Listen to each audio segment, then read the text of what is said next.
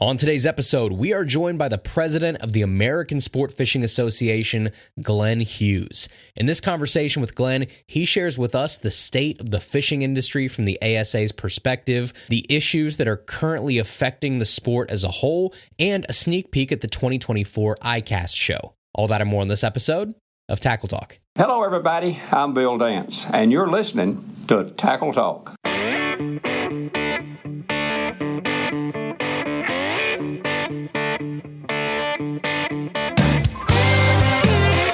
Welcome to the Tackle Talk Podcast, brought to you by American Legacy Fishing and Outdoors. World-class fishing gear, unmatched personal service. Now, here's your host, Andrew Hayes.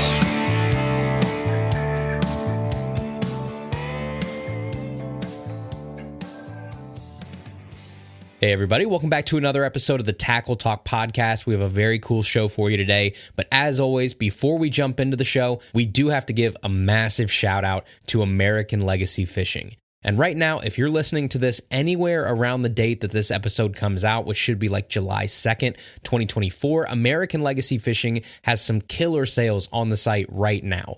They just announced they have all in-stock Shimano Poison Adrena rods marked down to 30% off. Usually almost $400 rods, now on sale for anywhere from $265 to $272, which means you can buy some of these Poison Adrena models for less than an X-Pride B. So that's an awesome deal if you like Shimano rods. They also have all used gear marked down 25%. And if you're looking for anything they have that's not already on sale, I'm going to do you a solid right now. Email BKID, so B as in boy, KIDD, at AmericanLegacyFishing.com and tell him what you're looking for and see if he can help you out. That's all I'm going to say. BKID at AmericanLegacyFishing.com. Kid has 2 D's in it. Just put something like Tackle Talk sent me in the subject line and tell him what you're interested in buying and see if he can help you out. But all of that and more is available right now on the website, www.AmericanLegacyFishing.com. And you can always use code TackleTalk10 at checkout to save 10% off almost all regularly priced items. Some exclusions apply, not many. Again, it's www.AmericanLegacyFishing.com. Use code TackleTalk10. All right, everybody, today we have the pleasure of sitting down with Glenn Hughes, the president of the American Sportfishing Association. And for those of you that might not be super familiar with the ASA, you're about to get a crash course into everything that they do on our behalf as anglers. And I'll be honest, right? I probably 2 or 3 years ago didn't know most of what ASA did either. And I'm assuming a lot of you are probably in that same boat right now. You may have heard of the American Sportfishing Association simply because they're the organization that puts on ICAST every year, which is coming up in a few short weeks. But other than that, I'd be willing to bet the vast majority of you are not familiar with them at all or with the majority of things that they do. So today, we get to change that. So not only are you going to learn who the ASA is and why they're important, you're also going to learn about the fishing industry as a whole, how we're doing, what the trends are we growing at the desired pace, how does consolidation of brands affect us, how do saltwater policies and all those legal battles affect us as bass anglers, how can you get involved, what should you be paying attention to right now, and so much more. So this is a cool deviation from our normal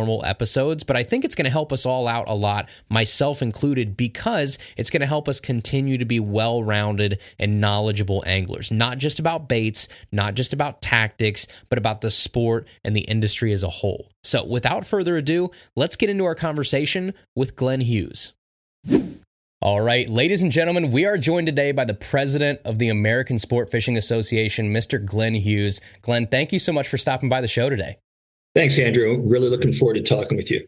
So obviously, I know this is a busy time of year for you guys. We'll get to that here in a second. Obviously, you've got a busy couple weeks coming up. But for starters, I would actually bet the majority of our listeners, and probably the majority of diehard like bass anglers in general, as diehard as they may be, may not know what the American Sport Fishing Association even is, or if they do, they probably know it because of the convention you put on once a year, and that's it. But there's so much that you guys do throughout the year that obviously impacts us as anglers. So let's start there, right? I think that's a pretty natural way to kind of introduce introduce this conversation we're about to have, what is the overall role of the ASA, and why does it matter to some guy sitting in his car right now driving to a boat ramp in Central Ohio? Yeah, great. Well, I appreciate you asking the question, because you're right. Most people really don't know. So the American Sportfishing Association has been around for 91 years. And our mission is to look out for the interests of the sport fishing industry and the entire recreational fishing community. So what that means is, when you think of the industry, it's not just rods, reels, lines, and lures. It's tackle boxes and fishing nets and trolling motors, but it's really boats and motors, and it's all the other gear, sunglasses to technical clothing, waders, et cetera, et cetera. And so what we do in terms of representing the industry and representing the entire recreational marketplace is we have 5 pillars that we focus on. We want clean water. We want abundant fisheries. We want access to those fish. We want to support trade and commerce, and we want to increase participation in fishing. And so if ASA is doing those things, then the fishing industry is going to be in pretty good shape. So I guess probably a big picture that we wanted to talk about here today is to kind of give our listeners sort of a peek behind the curtain in terms of the state of the industry as a whole. And I think sometimes too, the word industry, right? As bass anglers, we love to use that, the fishing industry with a capital I, where it's just like some overlord looking down that's, overseeing all of the tackle sales and pushing certain baits and stuff like that. It's not really the case, right? But there is a lot that goes on, I think, behind the scenes to even just give us the opportunities to fish that we enjoy every day and probably take for granted. But overall, as you sit at your desk, as you look out from the ASA's point of view, what is the overall state of the fishing industry right now? And I know that's a very broad question, but I'll kind of let you take it from there, and we can kind of dive in on little specific segments. But what do you see as a whole at like 30,000 feet of the fishing industry in 2024? And again, another great question. There's a lot of different things that go into it. And so we can almost replace the word industry with community. So when we think about the fishing community, that really involves all of your bass anglers, as well as all captains and guides and mates. It involves agencies, including states and other partners that we have. And so it's everybody sort of coming together when you think about what's going on in the industry. And the good news is that we have good fishing in the United States, and it's because of things that were created more than 70 years ago. So I don't know if your audience is aware that the Dingell-Johnson Act from 1950, it's called the Sportfish Restoration Act, has done an amazing job in terms of supporting our fisheries and our fisheries habitat and making sure that we have access to fish. And so since 1952, the sport fishing industry, manufacturers of rods, reels, lines, and lures, as well as tackle boxes and fishing nets and trolling motors and more, have been contributing first 10% of their sales back to the federal government, and then it gets distributed to the states for that fishery habitat restoration and for access, ramps and docks and things like that. That has made us the envy of the world when it comes to how well we take care of fishing. Is everything perfect? No. Are there more opportunities, infrastructure, et cetera? Absolutely. But that has allowed our fishing industry to thrive over the years. And we're talking about our industry contributing more than $200 million a year for supporting fisheries habitat restoration and access. You combine that with motorboat fuel tax, it's about $700 million. It's going back to conservation each year. And therefore, our industry is strong just in general relative to the rest of the world that doesn't have this. When you throw in then what's happening since COVID, we can go back and forth, the roller coaster. The industry took off come the middle of April 2020, absolutely exploded. We could say that it grew by 50% in terms of tackle sales during 2020. And so that actually added a lot of problems as well when you consider manufacturers weren't ready to produce that much product. They had to get the product, whether it was from China or elsewhere. They couldn't get the distribution because of all the boats that were sitting off of Long Beach, California. There's getting trucks across the country, all kinds of problems. So eventually the sales took off through 2020. 21 continued to grow and had great success. And things started leveling out in 22.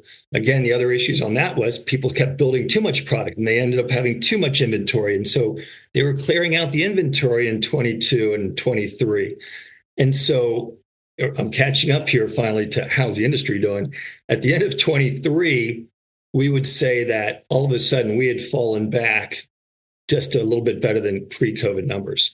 And companies in general would say their business was off, I'll just say 5 to 15%. And that includes the big guys. I won't go into names right now. We could talk specifics at some point in this conversation because I want to move it along. You get into 24, and so now 24 is a little better than 23. And I can say this because I am preparing for my ICAST speech at the industry breakfast, and I've talked to more than 36 companies about their business right now. And that includes the big, it includes small, it includes the big wholesalers and distributors. And I think I have a pretty good finger on the pulse because I get consensus with a lot of these conversations as well. And so as we, and I'm going to save some numbers for ICAST that I'm not going to give you today. That's fair. But I feel pretty confident that the industry on a whole is a little better than 2023, somewhere between 2 and 10% growth over last year, meaning that business is pretty good. The issue that goes with that, though, Andrew, is that even though their sales may have increased, it becomes more expensive, right? The cost of doing business continues to go up. Inflation continues to hurt them. Interest rates continue to hurt them. So what they pay employees, distribution costs, manufacturing costs, and materials, everything goes up. And so it really starts pinching the margins. And so between excise taxes that they're paying, smaller margins, trying to gain more sales, the industry has struggled, but they're doing okay. So I want to ask a specific question on our rebound from COVID, because I think it's really interesting. Obviously, we hit, like you said, the most maybe tumultuous couple years that the fishing industry has ever had, that anybody has ever had, right? Nobody saw that coming. But we did have, like you said, just that shot out of a bottle rocket type response to COVID, because again, obviously, you're limited in what you can do. People picked up fishing. We had, I'm assuming on the participation side, that year was fantastic because there are more and more people out than ever. But overall, now looking back and knowing what we know now, do you think COVID was an overall good or bad thing for the industry? I think like at the time, it was really easy to say, well, yeah, it's great because our numbers went up for a couple years. But do you think we would be better off if we would have taken the normal trajectory to where we are now versus that sort of artificial inflation of, 2020 and 2021 and then coming back down and now having to recover? Another good question, Andrew. And I could go both ways on this one because 2020 sucked. Okay, for me and the association, we had to cancel ICAST. So it was the first time in 63 years, they hadn't had a show. That is 60% of the revenue at ASA. And so it was a really tough time. I was happy for the industry growing, but as an association, we really struggled. It was good. I mean, as far as the success, and we fought back really quickly, but just having to cancel ICAST was brutal for us in 2020. With that said, I would say that it's amazing to me, all these smart people I work with in the industry, these presidents and CEOs and owners that have been through so many different things over the years, ups and downs of different recessions, et cetera, for every 7 to 10 years or so. And still, we absolutely got caught flat-footed on this. Couldn't make enough product. Then we had too much product that trying to find people, the distribution, et cetera, et cetera. It was brutal for them. At the same time, I think it was a great learning opportunity. You take that and there's companies that were smart. Some were smarter than others. They didn't overproduce. They tried to stay within themselves. They had more success coming out of this. There's others that are still really battling that up and down and distribution and too much inventory. So it's why I go kind of 50-50 for, I'd say, half the industry. It worked out as a positive. The other half, it's probably not that beneficial. It's caused a lot of turmoil and transition and turnover, for that matter. Again, some companies have really exploded from it, and I'm happy and proud of them. It's a shame how much it can impact these folks. Even today, the residual effect, I say 4 years later, but really, COVID went in well into 2021 and beyond. And we were lucky even to get the trade show off in the summer of 21 based on the Delta virus that was coming through. and I know that a lot of people still could get sick around it. But we persevered, and right now I could look back and say, okay, I feel better about it the farther away we get from it. At the time it happened, it really stunk. And now I can say that we did persevere. We are better than we were. And even my team is better than what they were. Yeah, everything now that could go wrong pales in comparison to what 2020 was. I know we were talking before we started recording. I work for a baseball team. We canceled our whole season. Before that, if we had like 2 straight days of rain, the world was ending and we lost 2 games of a gate and food and beverage sales and all kinds of stuff. And it was just like the end of the world. Now it's like we've been through this times 66, right? We lost 66 straight games. Everything from here on out, we are prepared for literally like the worst thing that could happen because we got thrown to the fire for a whole year. I'm with you. And even in 21 at the industry breakfast, showing pictures of baseball stadiums and football stadiums and everything else that was empty, it was a little disconcerting. It was a sad time in our industry, not in this fishing industry, but in the country to not be able to get outside and do things. But that is why fishing took off. So obviously we're on the other side of it now. As we look at 2024 and as we kind of come into ICAST season and we're getting new products, starting to hear murmurs and whispers about what might be coming out here in a couple weeks. What are the overall themes that you're seeing right now? What are the trends? What is kind of the way that it seems like the fishing industry is going in terms of new products, in terms of, like you said, commerce and trade?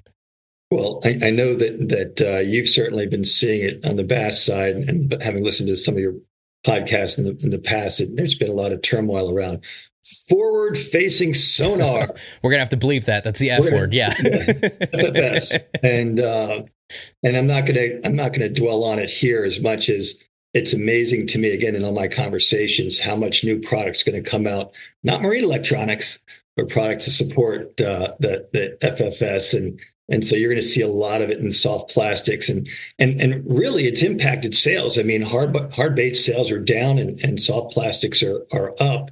And there's the new product investment is in these soft plastics because of FFS. And I heard that over and over and over again. It was kind of entertaining because, again, having been around a while, there's a lot of fads, and in some respects, I believe it's another fad. That doesn't mean it's bad, and you got to ride it, but you're going to have to know that there's going to be another thing coming down the pike as well. Other than that, it's going to be there's still more consolidation going on in the marketplace. GSM buys some more companies, and we'll probably see some more of that. But the private equity money, for the most part now, is staying on the sideline, and so we're not seeing as much investment. And where we were concerned that there might not be as many new products introduced at ICAST this year, we are going to be so close to the number last year. We're going to be close to 1,000 new products that are just in the new product showcase alone. That doesn't include what's across 630 plus exhibitors where, they're only going to enter one spinnerbait, if you will. They don't want to compete with themselves. That they could still have, several other spinnerbaits that they've made back at their booth. And so there's thousands and thousands of new products. So the innovation is going to be, like that gets back to the conversation. Kid in a candy store, can't wait to see what's new. And a lot of it is held back. You'll start seeing it promoted now in some of the magazines. Some of the websites, some of the social media is talking about some of the new things coming out, but soft plastics is probably going to be as dominant as anything else that we see on the floor.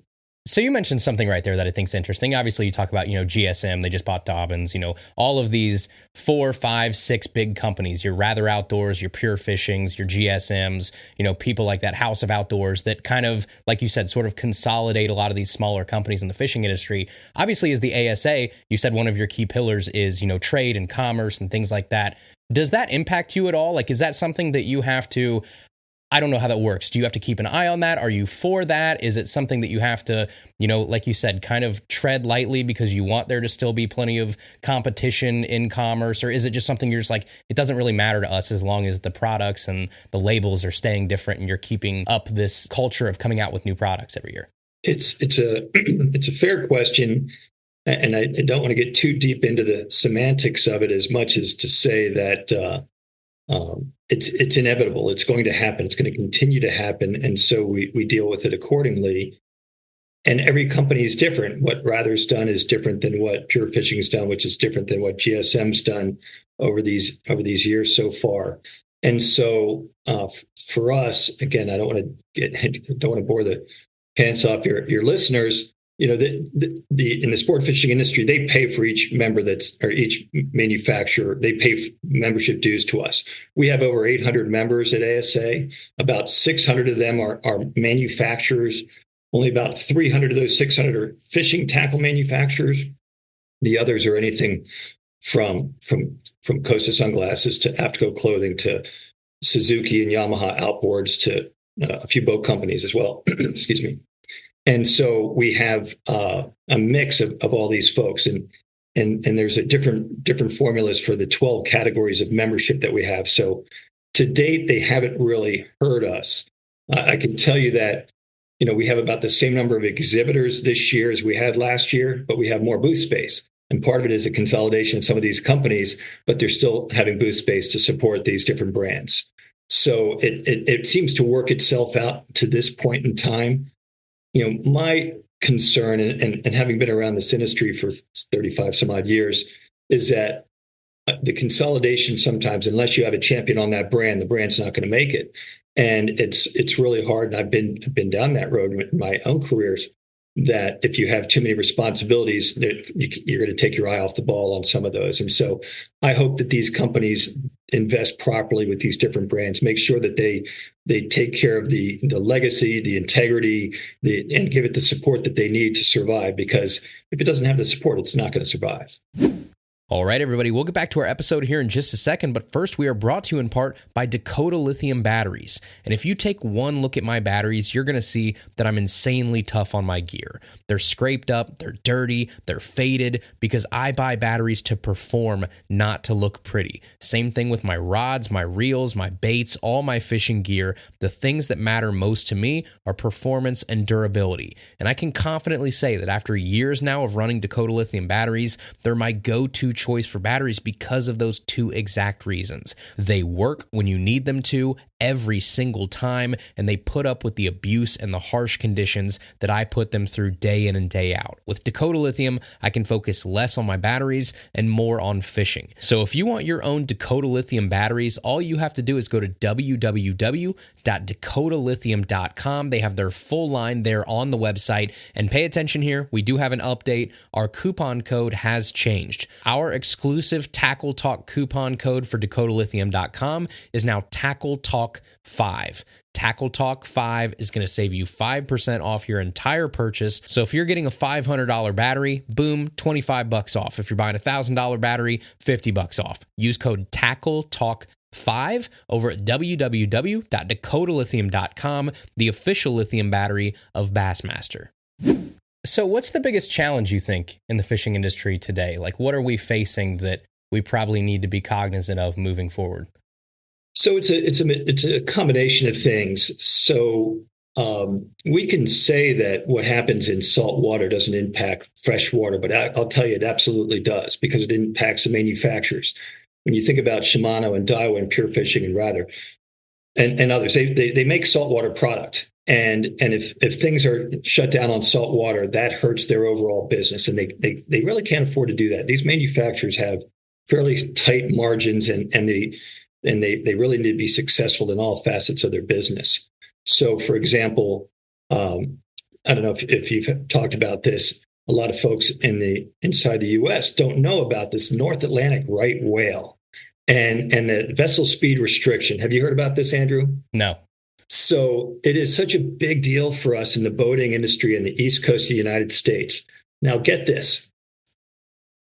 NOAA, in their infinite wisdom, this is National Marine Fisheries Service and the folks through the administration, have decided that to protect the right whale, and there's only about, depending on who you talk to, 350 to 370 of them total in the world, that between the months of November and May, they've decided that it would be a good idea that any boat over 35 feet is not allowed to go more than 10 knots. From 0 miles to basically 100 miles offshore, which is absolutely ridiculous. It makes no sense. And I could go on and on about this. This has been going on for about 2 years now, and we've been able to hold them at bay. And hopefully we're going to hold them until after the election as well. So we've proven them wrong on, they thought there were only 9,000 boats. There were 63,000 boats over 35 feet out there. They thought that it wouldn't impact that many anglers. It impacts millions of anglers. It impacts millions of dollars between the boats, who builds those boats, the communities that have these marinas that have boats. Can you imagine if you wanted to run 40, 50 miles offshore, and instead of going at 30 or 40 or 50 knots and getting there in 1 to 2 hours, you are now going 10 knots, and it's going to take you 4 to 5 hours to get there and 4 to 5 hours to get back. And it's not going to save a single right whale. As a matter of fact, over the last 15 years, there's been more than 5 million trips that we can document, numbers based on these boats and their travels. And there's been only one right whale struck in 15 years, in 5 million trips. And so basically you're talking maybe a total of 5, but I'll just say that it's less than 1 in a million chance of being struck, a boat, a vessel striking a right whale. And the 35 foot is somewhat irrelevant. These whales, we love the right whale. We want to conserve the right whale. There's things that they get stuck in lobster nets. They get hit by large, ships. The problem is not these powerboats. So that is just one really big thing right now that could totally screw up the boating industry and therefore also affect saltwater fishing on the East Coast. That's one. I'm going to circle back and say, for example, could you imagine if bass fishing, if you were only allowed to fish 1 day a year? Well, that's what's happening right now in the South Atlantic for red snapper. There is a 1-day season in the South Atlantic to fish for red snapper, and that's July 12th. That's it. And this is, again, the National Marine Fisheries Service has decided that there aren't enough fish to be caught by the recreational anglers. And we're telling them there are plenty of fish. They have not counted them properly. Again, don't want to get into the details of this, but we are faced with a 1-day season because of the mismanagement of the red snapper and the population that exists. And what happens is more fish die that you're not even allowed to take because you can't get out of their way when you're fishing for them off certain parts of Florida, Georgia, South Carolina, North Carolina. So these are the types of things that we are battling with the federal government. When you can come into the States, and I'll say that we have to be really wary of, anglers need to be wary, all the bass anglers certainly need to be wary of, that the U.S. Fish and Wildlife Service, another part of the administration of the Department of Interior, would like to limit and possibly completely get rid of the use of lead fishing tackle. Now, this is happening in certain areas in certain states and limitations on certain size lead weights, et cetera. But in the past year, the Fish and Wildlife Service, would like to promote that they opened up 8 refuges to, they were public lands. They were our lands that should have been opened in the first place. And they're saying you're allowed to fish there, but in 3 years, you're not allowed to use lead fishing tackle anymore.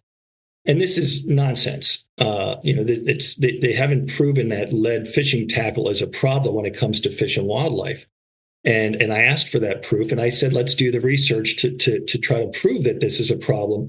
And they like to refer to old studies and the impact on loons and condors and the trumpeter swans. And we can show that it's not impacting them. It doesn't impact the population. And these are the types of battles that we have every day. And a lot of bass anglers aren't aware of it, but this is the kind of things that we have. And I'll mention it now, and I'm going to mention it later, is that we have an advocacy arm. The hat I'm wearing, it's Keep America Fishing. And Keep America Fishing is how you advocate to make sure that we protect the rights of anglers, that we protect their ability to have access to fishing, and that we have, that we make sure that we ensure we have strong fisheries, clean water, as I mentioned before. And so Keep America Fishing is everybody's opportunity to participate, sign up, receive our emails, and make sure that you take advantage of the content that we provide, and that you can take action. You can write to your congressman, congresswoman, senator. Sometimes we have letters that will go straight to the Fish and Wildlife Service or NOAA on these issues. So there's a lot to unpack there. I think that's really interesting. Obviously, so much more. I think the biggest thing that we can probably try and relay to our audience is when you see these stories about, right, it's the right whale speed, or which is ridiculous, right? Because I'm not a knots expert, but that means what, you're allowed to go like 11, 12, 13 miles an hour. Like that's insane. Yeah. Keep it under 12 miles an hour. So that, or you're one day on snapper or whatever. And it's easy for me in Dayton, Ohio to say, oh, well, that doesn't really affect me because I'm 7 states away. I fish for smallmouth in a tiny creek that has nothing to do with me. Well, it does, because it's a domino effect, right? Where if you hurt the saltwater industry, then you hurt the saltwater arm of Shimano, like you said, and then Shimano doesn't have as much money to invest in the freshwater side of things, and it trickles down to us at the end of the day. So yeah, it's really interesting to kind of make that parallel where, you know, it's easy for me, even as a guy that's invested in fishing pretty heavily in the news and everything, to just skip over those stories because, like, well, you know, whatever. I don't have a 35-foot boat on the Atlantic Ocean, so it doesn't matter to me one bit. But that's crazy. The other thing to think about is, like, you're dealing with policy. And policy, I don't envy you one bit on having to deal with the political side of things and that crap sandwich that you have to get into all the time of trying to... the lobbyists, the everything, right? Because it's just, it's such a cumbersome task to try and take on. The one thing I'm really interested, so obviously, I think on the website, it said you're an influence for sensible fisheries policies. Correct. So that sounds way easier in theory than it is obviously in execution. Because the other thing to think about is sometimes we as anglers don't even agree on what a sensible fisheries policy is, right? So you can ask 12 different guys around here about what the, you know, limit should be on the river 12 feet from my house, and you're going to get 12 different answers. How do you do that? How do you gauge what issues to go after, one, and two, what side to take? Because even as anglers, sometimes we don't agree on some of this. Sure. And so we don't claim to know everything or can do everything. Excuse me. We have a tremendous government affairs team. They're way smarter than I am. I'm just fortunate to work with them. And so they will work the Hill, and they'll work the folks that influence the policy in the Natural Resources Committee and make sensible judgments on some of these things. If anglers are the problem, we'll admit it. If we think, for example, that we are killing too many fish, or that we're impacting the habitat or the conservation of an area, we will take responsibility for that and back off. We would like proof of that, but we would take ownership of that. And so even when we talk about, at the state level, that's where it becomes a little bit more nuanced. And it's hard for us to be involved in all 50 states with a government affairs team of 7. But we'll work with some of the regional folks in those areas. There's 50 states, there's 50 state fish and wildlife agencies or Department of Natural Resources, depending on what they want to call themselves. And there's an association that brings all 50 of those states together, and then they have regions. And so we'll work with them, we'll work with commissions, we work with councils to try to come up with what's reasonable. And that includes, when we talk about some of this policy, we are working with Congress right now on right whale issues to not allow NOAA to make this type of a decision. We're working with Congress again on a bill to not allow the administration to stop us from using lead fishing tackle without proof that we are causing damage to the population of these fish or wildlife. So it's nuanced. We really need to depending on the issue, depending on whether we think, we actually have a list of about 7 things we go through to decide whether we can have an impact on those things. And sometimes we're going to take the lead, and sometimes we're going to support those that are taking the lead. There's a lot of different groups out there, and most of them have the right thoughts in mind. I want to be careful to say, we work with conservation groups, not necessarily as much the environmental groups that would just assume there was no fishing done. And you think about groups like PETA that would just assume you never touch another fish as long as you live. That we need to make sure that we're on the same page. I always say we're going to take the high road. We're going to keep the door open to fight another day. We're going to respect people's opinions, whether they're totally ridiculous or not. And we're going to come back with hopefully reasonable solutions to work through these things. So it really depends on the issue. Lead fishing tackle, invasive species, we're working with a lot of different people there to refocus whether it's a combination of folks within the government. It's different states, it's different agencies in the federal government to figure out what's the best way to stop Asian carp from expanding from where they are. And there's so many other forms of invasive species, blue cats, et cetera. So it depends on the issue. but we try to look at it pragmatically and really work through the issue and then put the right people in the right seats to have those conversations. So what are some of the biggest victories you think you've seen in your time in terms of things that, like you said, we might just take for granted that, went our way, but you guys did have a hand, or you guys fought pretty hard on behalf of anglers to see the right result end up? So it depending on where you live can also matter. A lot of our victories are things that we stopped from happening that people may not even be aware of, during the course of time, or we've limited those types of things. And there's a lot of things that are on the table right now that we could talk about. Back in 2018, we had the Modern Fish Act passed, and really that impacts marine fisheries more so. But this is something that hadn't been updated for a long time, and we wanted to make sure that the National Marine Fisheries Service started to do the right thing and protect the right species so that we could ensure growth. And a lot of people wouldn't know about it. It didn't necessarily impact the bass fishermen, but it was a big deal to be. My guy, Mike Leonard, who's our Vice President of Government Affairs, really had his hand literally writing within that legislation that passed and is making a difference for us in marine fisheries. If I go back, the biggest thing goes back, really, the Dingell-Johnson bill I mentioned, the Sportfish Restoration Act and Boating Trust Fund really makes an impact on overall fisheries today and have over the last 70 years. And then we have to reauthorize that, every, I'll just say, decade or so, and it takes a long time to try to reauthorize some of these bills. Some of the smaller ones that people don't really realize are things like it's called the ACE Act, where we want to make sure that the Chesapeake Bay is taken care of, but also that we're supporting fisheries and we're supporting access around the country, and we need investments made by the federal government because people don't realize that accesses can be limited, whether it's from private property or lack of again ramps and docks and things like that. So there's a lot of different things that are sort of small, and you put them all together, and it makes for solid fisheries policy. I would just say that we have made a larger influence over the last 10 years because of the relationships built, not only in the fishing community, but in Congress, and also that they know that ASA is a part of the solution, that if there's an issue that comes up, that they should communicate with us, because we're going to have the ability to work with them and discern the issues and try to come up with reasonable solutions. And it doesn't seem like a lot, but between our team and between the respect that we get from other organizations and the relationships we have in Congress and both House and Senate, it's really having an impact, I think, on fishing today.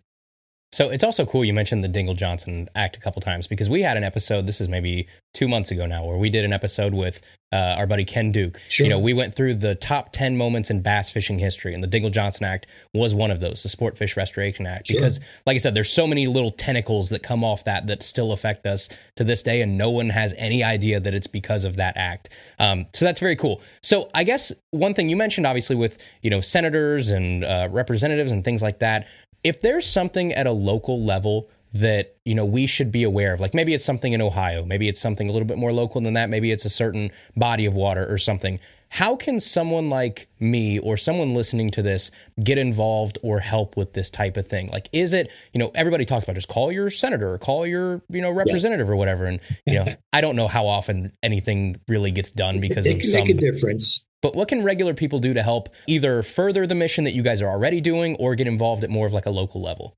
Sure.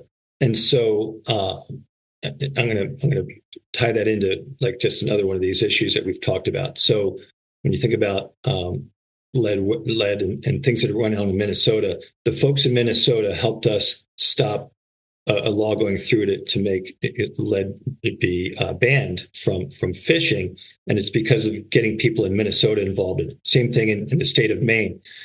There was a legislature that they wanted to get rid of soft plastic baits, completely get rid of soft plastic baits in the state of Maine.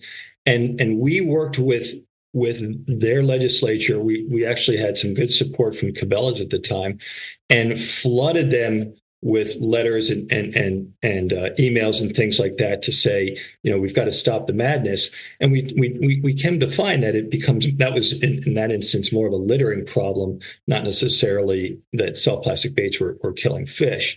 And so we created a program called Pitch It, through Keep America Fishing. And we just talked about disposing of your plastic baits and your line, the right way. Don't throw them overboard. They're going to last a lot longer in the water than they would on a sidewalk. And so we turned it around, and then it became a non-issue. But that was an everyman. That was for everybody to participate. And so I get back to the advocacy arm I mentioned before, Keep America Fishing. So on ASA's website, which is asafishing.org, we have an area called advocacy. And when you click on that, you're going to find out all the different issues that we might be working on right now. And when you go down there, you're going to find maybe something that's of interest to you. And I'll tell you that when legislation comes up regarding whether it's the red snapper that we're talking about, even the right whales, it's not just about the congressmen and women and the senators on the East Coast. It's going to be legislation that's got to pass with more than 50% across the country. And so wherever you live, a message has to be sent to your congressman or woman. And because there's 435 of these districts across the country, you live in one of them. Everybody lives in one of them. And so you have a congressman and woman and two senators in your states. And there's an opportunity to reach them really easily. So, as I said, if you go to asafishing.org, you click on advocacy, you look at the current issues, we will tell you how to take action. And we make it so simple. All we need is if we have your email address and we have your zip code, we will tell you who your congressman and woman is, and we will tell you who your senator is. And you don't even have to write the letter. You just have to click send, and that note will go to them saying that you would like this or you would like that or you want this stopped. And it's as easy as that. And if I can get through to your listeners and with that one message, please be a part of the solution. Take advantage of the tools that we've got on keepamericafishing.org, which is inside of asafishing.org, and give us your email address, and we will share with you when issues come up, but you can also participate in issues that already exist through our website. It'll make you feel good because you'll be a part of the solution. It'll make you more educated about the information that's available out there on these different issues. And if something new comes up, we want to be made aware of it. Again, we may not take lead. We may want to be, we don't have a relationship necessarily with all 435 members of Congress. However, we absolutely can bring it up with them and see if they are aware of it because they care about their district. There's no doubt about it. And so we want them to be aware of a particular issue. And if they want to take hold of that, then we can work with them. We can work with people on the administration side, whether it's Fish and Wildlife Service, Forest Service, again, in Marine Fisheries Service. So these are different things. If an issue comes up, you can reach us through our website. You can also reach out to your congressman or woman, and we make it easy for you. It's one of the main points I really wanted to get across through this conversation too, was like, we live in a world now where when there's something going wrong, everybody just defaults to, I'm going to log on to Facebook and complain about it, and that's going to naturally make it better. Like, no, that's not how things get done, right? You have to be part of a bigger group. You have to have a bigger voice. You have to be organized with your messaging and what you're doing. And you guys make that very easy by just going on the website and being a part of it. So yeah, anybody that's listening, if you've never checked it out, go on the website and look at it, because like Glenn said, right, they make it painfully easy where you put your email address in and you get to be part of the solution versus the guy that just yells into the void on Facebook or Twitter all day. Yeah. Well, I'll add to that. A lot of folks don't realize how big fishing is. They think it's just something you do on the weekend. Fishing is big business. We say it's a $125 billion business. We have a record that shows over 57 million people went fishing in 2023. That's more than golf and tennis combined. Easy. And so people have to realize that when you have an angler, there's also so much money that's invested in fishing licenses. You don't need a license to play golf. You don't need a license to play tennis. You don't need a license to drive a boat for that matter, but you need a fishing license to fish on public lands, in the United States. And rightfully so. It's a user fee. I don't mind paying it. I've got 6 to 10 fishing licenses in different states because I use the different waters in different areas around the country. And I'm happy to do it because it goes back to conservation. And so I want to mention something else that's on the website. A lot of times the people in Congress may not realize how valuable fishing is, even in their backyard. So, for example, Andrew, you're in Ohio and you're in Dayton. So you have, you're in a district in Dayton, and so let's see, who's your congressman? Mike Turner. Mike Turner. So if we go to Dayton and we can present to Mike Turner, he's in District 10, and we have a piece of paper, or we have a slide on our website for every single district in the country. We have it for every state in the country. And I can tell you that you could go up to Mr. Turner and say, did you realize that you have 184,000 anglers in your district and they spend $154 million on fishing related purchases in Ohio? The economic output is 166 million and it supports 1,230 jobs. Who can tell them that? But we have that on our website. Pick a district. Everybody that's listening, go to asafishing.org and go to our economic contributions of recreation. Pick your state, pick your district, and you're going to see a page that shows what the numbers are for your district, for your state, and for the country. It's an impressive number. It's actually $148 billion now as for our economic output. 945,000 jobs across the country. It's an amazing tool, and people should be aware of it. You can do it you can pick any state you want, and it's going to tell you those things. I want to get back to the power of 57 million people. Now, not everybody's avid, not everybody's as hardcore as you and me and all your listeners. But you are influencers. You make a difference with other anglers out there. They're listening to you. They're listening to these other anglers. We need that information to be shared. And so it's one thing to write your congressman or congresswoman or senator, or again, Forest Service or U.S. Fish and Wildlife Service or National Marine Fisheries Service. But it's also to share that information with others, whether it's on your social media, via email, mouth to mouth, one way or another. Get that information out because these issues matter. And the more anglers, the more, if I could get 5% of 50 million anglers, if we could send 2.5 million messages on an issue, do you think that's going to have an impact? Of course it is. And so I plead to get your folks, Andrew, involved in this and be a part of the solution and make a difference for fishing. And it's, again, hats off to you all for everything you do. It is one of those things, it's unsung heroes behind the curtain that I think a lot of times, like I said, as anglers, we just go out on the weekend or we go out, whenever we go fishing, we just take for granted all of the great opportunities that there are because of, obviously great organizations like ASA that make it all possible and kind of fight on our behalf. All right, everybody, we'll get back to the episode here in just a second, but before we do, we are brought to you in part by Mossy Oak. And while it's true that Mossy Oak makes some of the best hunting apparel on the planet, they also have an incredible line of fishing apparel designed for tough days on the water. And right now, here in Ohio, it's like 98 degrees outside, full sun, feels like 105, and you just can't be out all day on the water without the right gear, or you're going to burn. And I used to be the guy that was miserable. I was sunburnt all the time because I'd rather wear short sleeves and stay cool than wear long sleeves and avoid the sunburnt but be miserable and hot. But now with Mossy Oak's tech line, I don't have to make that choice. Now I wear Mossy Oak tech shirts, and they're super lightweight. They keep me cool all day long while still protecting me from the sun. I honestly don't understand how it works, but it does. The long sleeve shirts feel cooler than if you're wearing a regular short sleeve shirt. It's the beauty of that Hydroplex technology they have. They feel great, but most importantly, they help me fish longer, they help me fish harder, and be more productive out there on the water. So head over to www.store.mossyoak.com, click fishing at the top of the page to see their full line of apparel, and be prepared for those long summer days on the water. Again, that's www.store.mossyoak.com.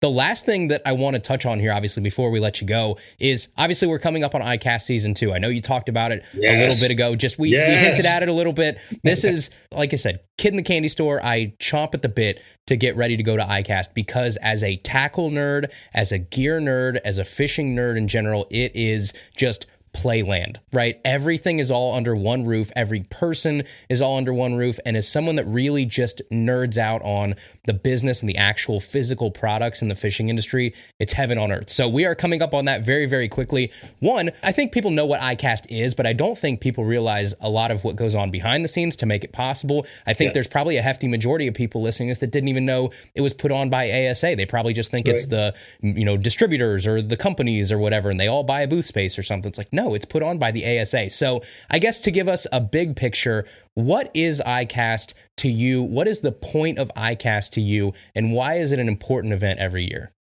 So ICAST stands for the International Convention of Allied Sport Fishing Trades. Most people don't know that. Most of my members, some of my board members don't know that. And we've had a lot of fun with that in some social media in the past. And so ASA owns it, but we are owned by our members. So that's the beauty of our trade show, is that we are owned by the members. The members own the show. And a lot of shows out there are not owned by their members, and they're having a lot of problems. We grow because of that. And we're focused on return on investment to our exhibitors and to those that participate. And so we have 3 full-time people that focus on ICAST all year long because it's that much work. And as I said, it makes up more than 60% of the revenue for us. And so come the middle of July in Orlando, where would you rather be, is that July 16th to 19th. I wish it was longer. I need more time because, like you, kid in a candy store, I can't get enough.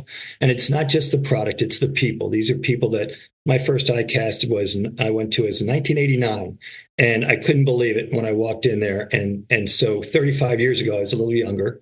Then I couldn't even talk to people. I was just dumbfounded by it. 35 years later, I still get excited. I still can't wait to get in the doors and not only see the products, but see the people, learn about what's going on, and really get a chance to share with people that have become lifelong friends of mine. The show is absolutely a trade show. It is business to business, and with the media there as well. Sorry, anglers, you're not invited. And I know that's to the chagrin of most of your audience, and partially we need to keep it clean. We need them to do business. The idea is for these guys to come and sell product and also promote product. And so we're going to have over 700 people from the media there as well, and they get the information out there. Just like you, they're going to share it with their audience. They know what their audience likes or wants to see and hear about, and it's beautiful spider effect, not just in the U.S., but around the world. And so it's millions and millions of impressions, and our industry wants to be a part of that. And so pretty much everybody's there, the who's who, and it's not just the companies, but it's the presidents, the owners, and the CEOs. And it's so cool to be able to talk to them because I was in awe of them 35 years ago. Now they're like my best friends, and it's so cool to be able to hang out with them and talk shop. But it all started. They know everybody went fishing for the first time at some point, and everybody knows they got helped along the way from mentors and family and others, and they are also in a phase in their lives that they generally want to give back. They want to be folks that offer information, that offer suggestions, that provide you support and can give you ways to interact and to be a part of it. At the end of the day, I've got 1,200 retailers that are going to be independent retailers that are going to show up also from around the country and the world, from 80 countries, and they want to find out about the product, and they want to buy product, and they want to get themselves set to figure out what they're going to do for 24, the rest of 24 into 25. So between the new products, between programs, between the other products that are still on the market, and there's plenty of great product, obviously. The product I use this year is still good. I'm going to get some new stuff this next year, but I still have my go-tos. Everybody has their go-tos, right? And so we like to see if there's going to be any real innovation on rods and reels. I don't know yet, and we're going to find out. I know that certain companies are going to make some big introductions at the show because they save up. They produce them to be introduced at the show, take orders for the rest of the year and for next year. So it's commerce, it's marketing, it's community.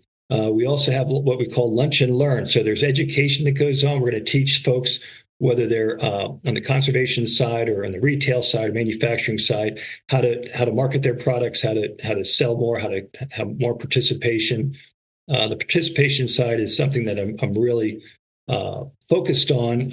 We have our partners, the Recreational Boating and Fishing Foundation. They have the takemefishing.org website. They're a big sponsor of ours, but I'm also on their board of directors, and they do a great job of helping us get to that 57 million people. But I will tell you, our retention of those people is not very good. And this year we'll have 15 million new people that came into the sport, and we'll lose 11 to 12 million of them. they will fall out of the sport. And a lot of times that's because they were new to the sport. They weren't shown the right way to do it. They weren't necessarily shown a good time, how to fish, what to do. And they come and they go. We churn them out. And so the industry has a responsibility to help retain these anglers, reactivate lapsed anglers, and be a part of that solution as well. And so we're going to spend a lot of time on that in the Lunch and Learn sessions, talking in our ASA booth and talking about the future of how we're going to keep anglers. And so it's everybody's responsibility to take other people fishing. I spend a lot of time on that on my social media, and there's not much greater joy than watching my son, when he was growing up, catch his first fish, and then so many different species over the years. And now he works for Pure Fishing and has a sales territory, and I love it. And he's teaching me about some of the nuances of the sales process at that level. It's so much fun to have that. But then anybody, last week I took a bunch of our staff out. Some caught the first catfish they've never ever caught before. It was different than catching striped bass. It was different than catching small and largemouth bass. It's different than catching any species. You need different product. You're using different lures and baits, and you do it. You have a different approach to it. And so that's the fun of fishing. I am always learning. I'm always wanting to share. I'm always teaching. And I get fired up, if you didn't notice, Andrew. Well, and you just hit basically everything that I love about ICAST. This is I think my third, maybe fourth year going. And it's so different than anything else in the world because of what you said, because you guys did a good job from, I'm assuming, day one. I don't know how far it goes back, but this not being a public event, this being a place where actual business does get done, where you have the right people all in one room, and more gets done in those 3 days than I could do in a billion Zoom calls or, a billion hours on the phone or whatever. It's great. And I love, you're walking around. It's not a bunch of people chasing around autographs. It's not a bunch of any of that. It is like you are in there with the right people to have business conversations with them. And I think it's invaluable for someone like me, obviously on the media side, but also the businesses and people like that. But when I go, I get the chance to go and talk to, the rod designer at G. Loomis, walk 10 feet over and talk to the lead on the new Daiwa Steez reels, walk 20 feet over and talk to the, person behind the new Rapala Crush City lineup or whatever it is. And they're all right there in a row, and you get the chance to actually sit down, shake hands, and get the information that then, as our listeners are listening to right now, that they appreciate being able to have and get reported back to them quickly, accurately from the person they want to hear it from. So again, hats off to you guys. I think the whole way that you guys set this up, it's smart, it's clean. You guys do a great job. Obviously, I have a fairly small sample size of like 3 or 4 years, but we it's still awesome. have fun. I mean that the business is fun, but so on Tuesday, actually on Monday this year, we have a Lunkers and Bunkers. So there's a golf tournament that also has fishing on the holes, which is a lot of fun because some big fish are caught there in Central Florida. And then we also have we call it On the Water Demo Day. And so 50 or 60 of the companies will have product available right behind the convention center there in Central Florida. Excuse me. And so you'll have a chance to try the new kayaks, try the new rods, reels, lines, and lures, and other products people want to have outside there. The new product showcase is cool because we'll have literally 1,000 products in the same room, and retailers and media will have not only a chance to see it, but vote on who they think are the best products. We have 41 categories. We've grown the fly fishing category this year. We're trying to have more folks participate from the fly side. It's going really well. And so we're excited to be about having the awards. Then Wednesday night, we have the award ceremony for these 41 companies. And then Thursday, we have the award for the number one product that is picked out of there. And then happy hours start every day at 4:00. Some people start earlier. And then there's some pretty cool parties that between Bubble Blade or Costa sunglasses and others that really make it a lot of fun, build a community, and it gives my team a chance to let their hair down a little bit as well. So my last question for you in terms of ICAST, I mean, just to see how you take this, but how do you judge a successful ICAST? Is it, okay, obviously there's the revenue side, and you said it's 60-70% of your annual revenue. So there's that side of it, obviously, but then there's the flip side. Or do you look at it and say, no, this is more, I want to look a year down the road and see the growth the industry had overall, and we can probably pinpoint some of that back to, the things that happen at ICAST, the products, the networking, the deals that get done. What is most important to you when you look back at an ICAST to evaluate it? So I have probably four most importance. Yes, the numbers are important for the association to maintain budget and do the work that we do from the government affairs side. We'll put that aside. We want to reach as many retailers as we can. The manufacturers are spending a lot of money to be there, and so it's. I want the commerce to happen. I want the exhibitors to have a return on investment. Bottom line, and that's a combination of selling product to the retailers, meeting new distributors around the world, and marketing their products through, like I said, the 700 plus media that are there, making sure that people understand the product, get not only maybe samples, but also photos and videos and share that with as many people as they can. And so when we come out of the show, we'd like it to go without a glitch and not hear any real heartache. And generally, it really does go smoothly. Blake Swangwood does an amazing job. He's been running the show for us for 8 some odd years now. And I hope he does it as long as I'm around, for sure. And so we wanted to come out of there unscathed. But at the end of the day, when we have a survey go back out to all the exhibitors, to all the media, to all the retailers, and ask them what they think, that the scores come back very positive, that they said it was a great show. We did business. It worked for us. Everything went smoothly, and that we can learn and we can grow from it. And we do. We change every year. But we want to make sure that they had a good time, that they got a return on their investment. They took the time and money to come and visit with us for that week. And we want them leaving saying, we're coming back. Of course, this makes too much sense. We can't not miss it. We've got to be there. Well, we're obviously excited for it. It's coming up pretty quick. I know, obviously, you guys have a lot of, last-minute planning, I'm sure, to do, and execution and everything. It's going to be a busy couple weeks for you. But Before we let you go here, one more time, I know we talked about it before, but if someone's listening to this conversation, if they feel so moved to go and be involved in everything it is that ASA is doing, one more time, can you tell us where we need to direct folks to where they need to go, the landing page to say, hey, let's either stay in touch, let's get involved somehow on the conservation or the policy side, and really kind of help you guys out in your mission to help us out as anglers? Sure, thanks. Again, it is a trade website when you start at asafishing.org, but we wanted to Keep America Fishing under this umbrella. So you click on advocacy and you look at Keep America Fishing, you look at the different issues we're dealing with. Click on those, find the issues, educate yourself, take action with the information, make sure we get your email address so that we can keep you up to date on those things.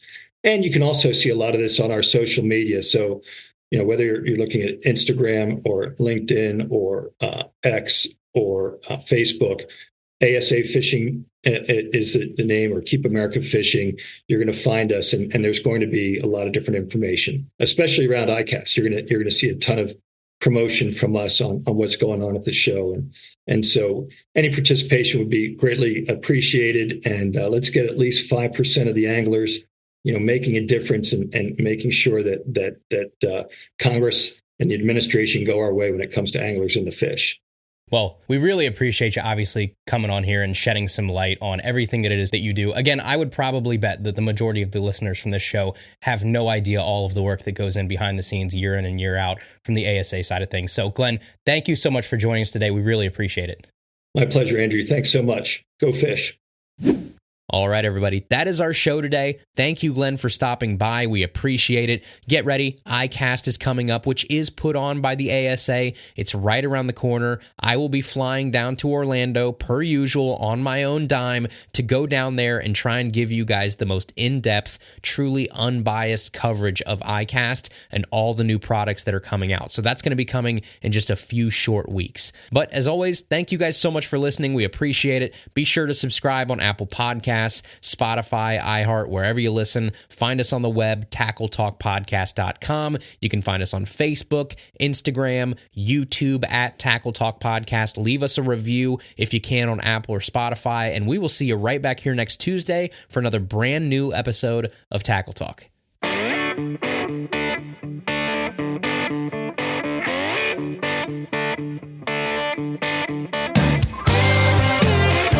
Thank you for listening to the Tackle Talk Podcast. Tackle Talk is produced by Andrew Hayes. Copyright 2021. Please subscribe on Apple Podcasts, Spotify, or wherever you listen to podcasts.